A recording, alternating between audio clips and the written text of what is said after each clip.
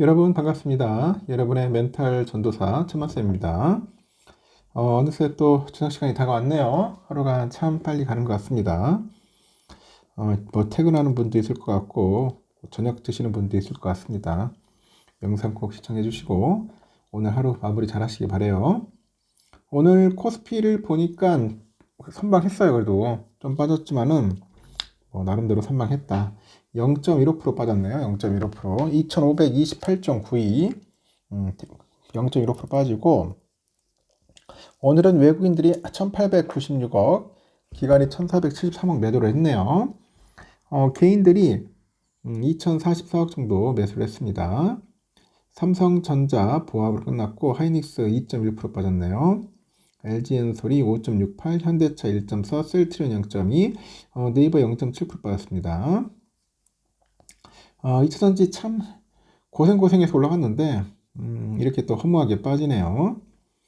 오늘은 또 오른 게 삼바가 0.3%, 기아가 0.1, 우선주 0.67, 그리고 하나유로스페이스가 18% 올랐습니다. HD현대중공업 6.2%, 하나오션 14.5, 현대모비스 1.8, 신한지주 0.6% 이렇게 올랐나요? KB금융은 0.51% 빠졌습니다. 또 조선 쪽과 이 방산 쪽이 상당한 강세를 보였다.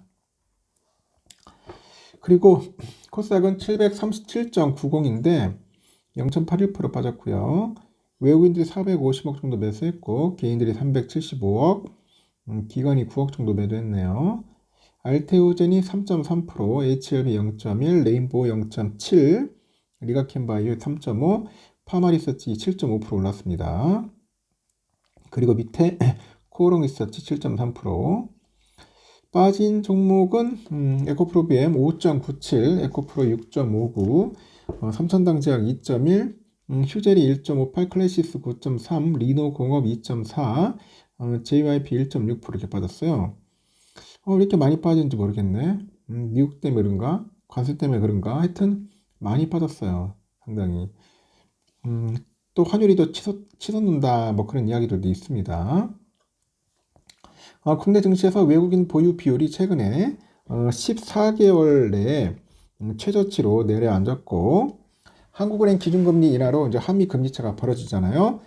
트럼프의 정책 불확실성에 따라서 달러 강세 등이 외국인 투자 심리를 짓누를 것으로 보이고 전문가들은 원달러 환율 추가 상승 폭은 제한적이지만 관세 전쟁 여파로 외국인의 국내 증시 이탈이 가속화될 그런 가능성을 열어둡니다. 한국가론세 따르니까 이날 국내 주식시장에서 시가총액 기준 외국인 보유 비율이 28.35%네요. 28.35%. 지난 2023년 12월 20일 이후로 14개월 만에 최저치입니다. 지난해 7월에 32%를 넘겼던 보유 비율이 28%까지 쪼그라든 건데 특히 코스피에서 외국인 이탈이 두드러져서 지난해 7월 10일 36.11이었는데 이날에는 31.7일까지 4.4%나 빠져요. 지난해 8월 31일에 31.5였으니까 최저치 수준으로 내려갔습니다. 이렇게 외국인의 셀코리아 배경으로 한미 금리차 확대와 이 관세 불확실성 등이 꼽히는데 국내 경기가 부진한데 한국은행은 지난달 25일 기준금리를 0.25% 인하를 해서 미국과 금리차가 확대됐고 환율 상승 압력으로 작용해서 외국인 투자자가 국내에서 자금을 빼가지고 금리가 높은 쪽으로 약간 이동할 가능성이 있다 그렇게 봅니다. 이렇게 국내 경기가 부진한 상황에서 한미 금리차가 꾸준히 확대되고 있다고 하는데 이외에도 국내 반도체 어닝 사이클이 올해 피크아웃 할 것이라는 그런 전망이 있고요. 미국 증시 부진에 따라서 금융 환경이 타이트닝이죠. 중국 증시 호조에 따라서 외국인 투자들의 리밸런싱으로 인해서 중국의 신흥국에 대한 순매도 지속 등이 영향을 미쳤다고 분석을 합니다. 하루 만에 미국의 관세 일정이 뒤바뀌다 보니 시장이 싫어하는 불확실성이 다시 높아진 겁니다. 증권가에서는 외국인 매도 공세가 단기간에 해소되기는 어렵다. 오히려 원달러 환율 개선이 요하는데 트럼프의 관세 불확실성까지 겹치다 보니 외국인들의 이탈세가 가속화되고 있다. 그렇게 보시면 됩니다. 실제 달러 강세 주요 지표로 볼 수 있는 원달러 환율은 다시 오름세네요.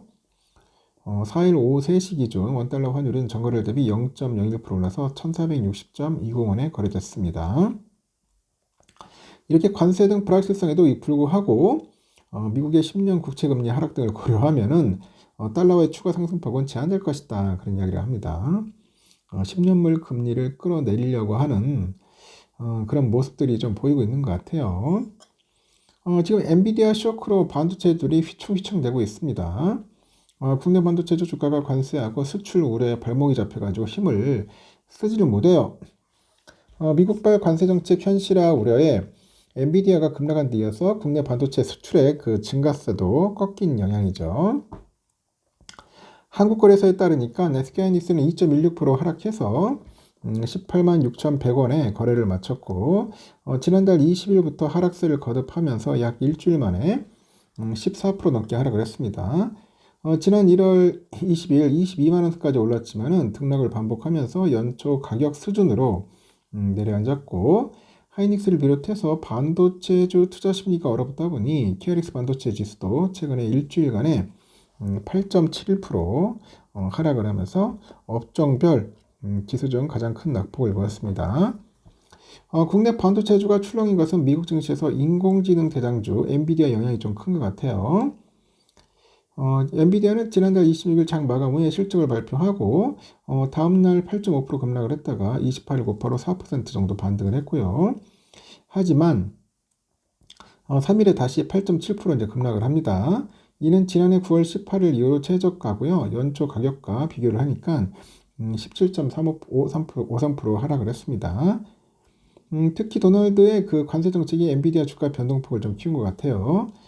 트럼프는 4일부터 캐나다하고 멕시코에 대해서 25% 관세랑 중국에 대해서 10%의 추가 관세를 예정대로 발효할 것이다. 그렇게 밝혔습니다. 그래서 간밤에 또 미국 증시에서 낙폭이 확대됐고 미국 정부가 AI 칩의 중국 수출을 규제하고 있지만 엔비디아의 그 경우에는 우회로를 통해서 AI 칩을 그 중국이 계속 팔고 있다는 그 보도가 나오다 보니까 트럼프 행정부가 AI 칩의 중국 우회 수출까지 막을 수 있다는 우려도 번집니다. 엔비디아 주가가 흔들리다 보니 HBM을 납품하는 하이닉스 등 엔비디아 밸류체인 주요 종목들이 나란히 이제 하락을 한 거죠. 하여튼 안 좋았습니다. 엔비디아 때문에 이렇게 또 힘든 경우는 처음 보네요. 또 참 살다 별의별 별꼴 다 보고 있습니다. 그래도 오늘 삼성은 그래도 54,500원 버텨줬습니다. 좀 오를 줄 알았는데 계속 빌빌거리고 있더라고요. 오늘 외국인들하고 기관들 좀 팔았어요. 사는 듯 하면서도 외국인 65만 주, 기관이 88만 주 매도를 했고 오늘 개인들이 31만 정도 매수를 했네요.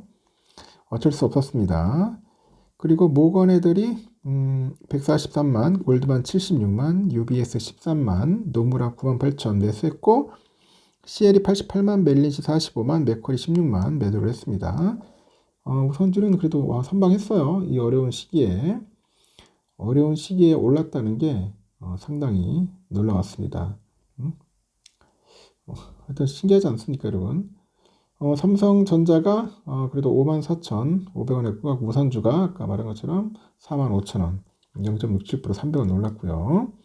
외인들은 좀 팔았습니다. 15만 주, 개인들을 기관들 좀 사고 눈에 띄는 건 골드만이 27만, JP 11만, 메릴린치 9만 8천, CT 3만 9천 매도를 했고요.